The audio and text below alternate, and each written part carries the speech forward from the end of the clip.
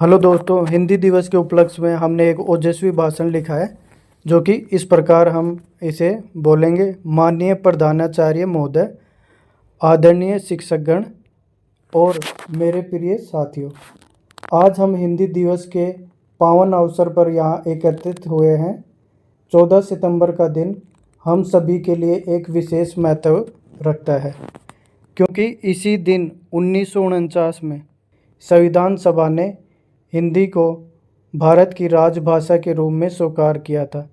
यह दिन हमें हमारे भाषा, हमारी संस्कृति और हमारी पहचान की याद दिलाता है। हिंदी सिर्फ एक भाषा नहीं है, बल्कि यह हमारे देश की सांस्कृतिक विरासत और एकता का प्रतीक है।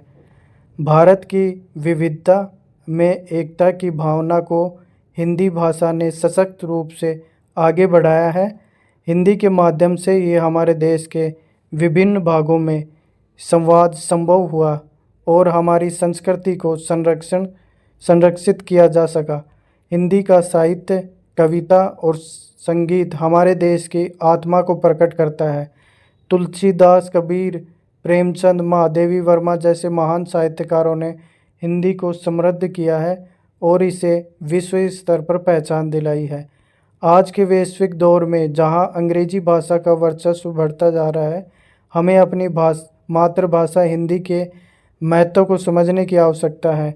हिंदी केवल बोलचाल की भाषा नहीं है, बल्कि यह हमारी सोच और भावनाओं का अभिव्यक्तिकरण भी है।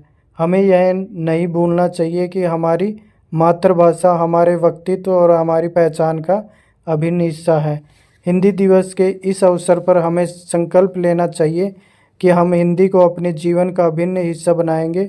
हमें इसे केवल एक विषय के रूप में नहीं, बल्कि एक जीवन शैली के रूप में अपनाना चाहिए।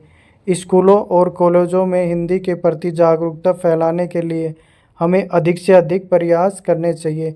छात्रों को हिंदी भाषा और साहित्य के महत्व से परिचित कराना हमारी दायित्व है। साथ ही हमें यह भी समझना होगा कि हिंदी की प्रगति के लिए हमें इसे आधुनिक तकनीक और विज्ञान के साथ बनाना चाहिए। आइए हम सब मिलकर हिंदी को और भी समृद्ध और सशक्त बनाने का प्रयास करें। यही हिंदी दिवस की सच्ची श्रद्धांजलि होगी। धन्यवाद।